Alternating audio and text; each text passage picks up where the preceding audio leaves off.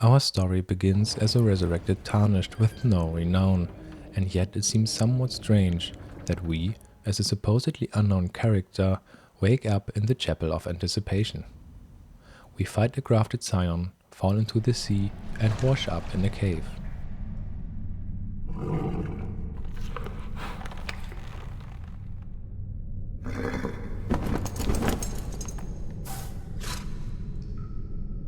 Don't worry, Torrent. Fortune is on his side. We found him here, after all.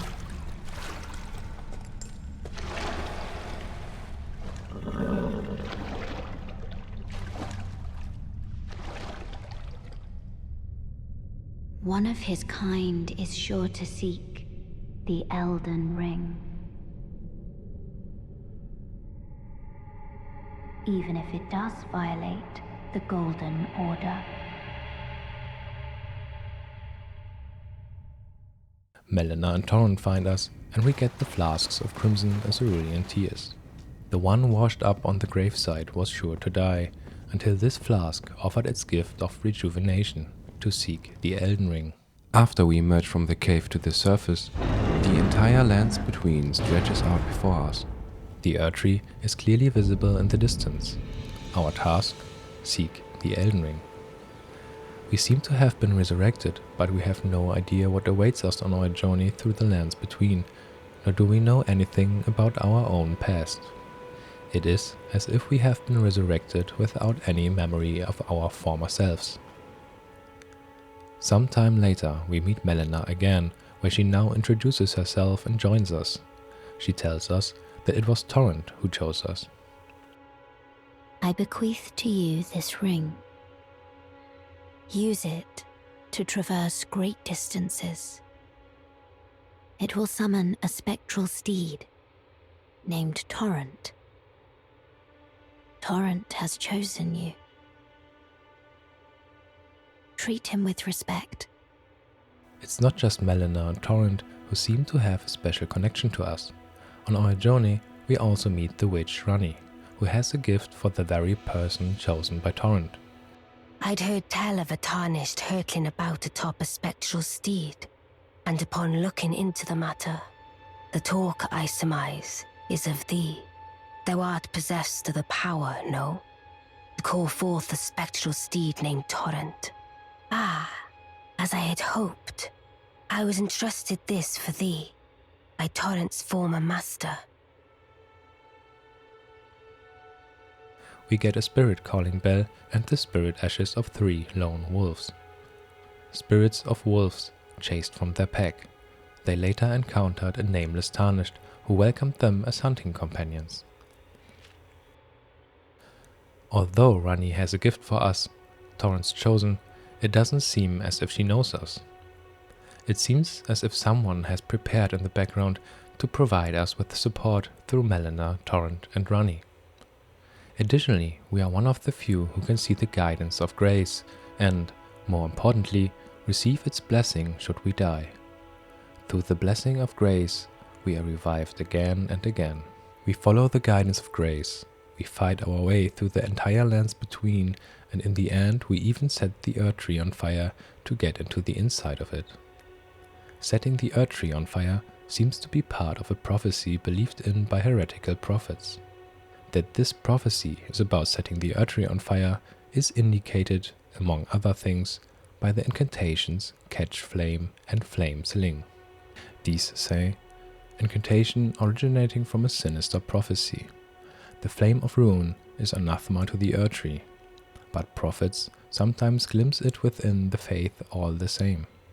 Sadly, when this occurs, their sole reward is banishment.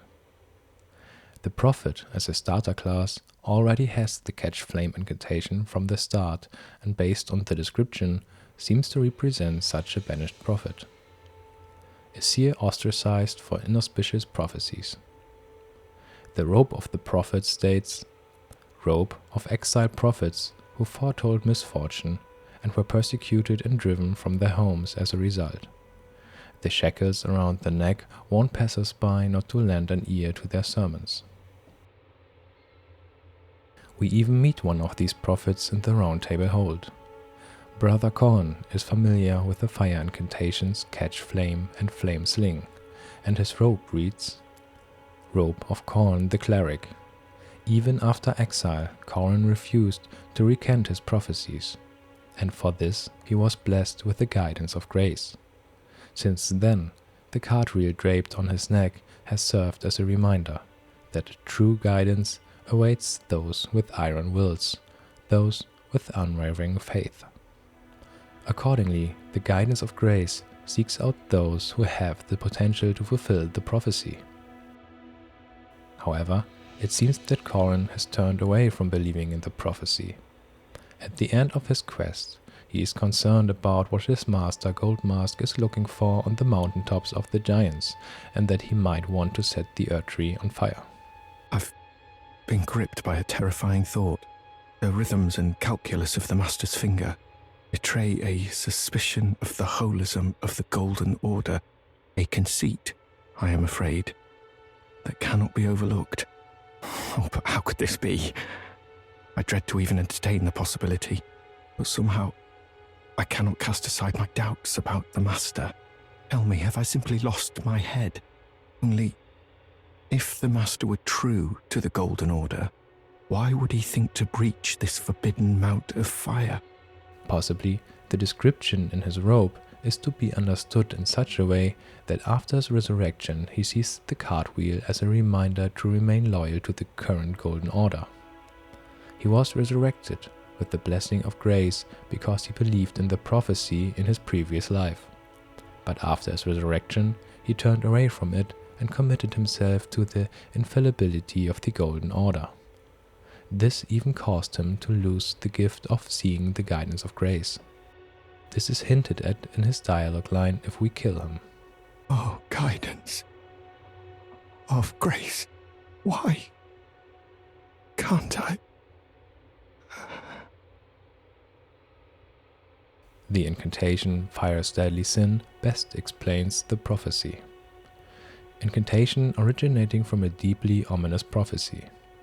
The prophet despaired, looking up at the Erdtree, for soon the kindling would burst into flame, bringing ruin. The burning of the Erdtree is the first cardinal sin, that is not the domain of mere man. This is where it is most clearly stated that the prophecy is about the first cardinal sin, setting the Erdtree on fire with the flame of ruin. The prophecy is therefore about both Melina, the kindling maiden, and us, whom Melina guides through the lands between. We learn that Melina is the kindling maiden from the blade she wields.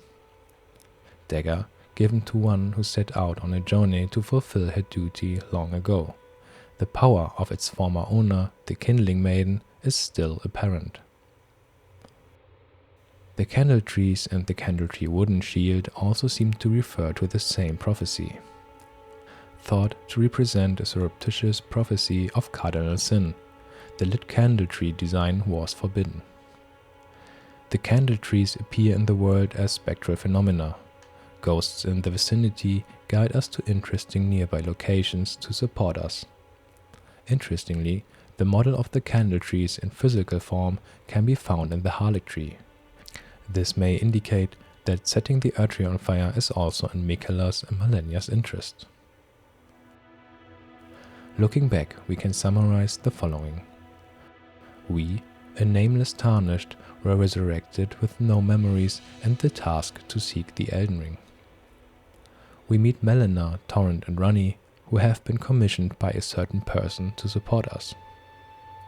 And we are guided by the guidance of grace, which seeks out those who have the potential to fulfill the prophecy, and it is we, with the help of Melina, who fight our way through the lands between and set the Erdtree on fire as the prophecy foretold.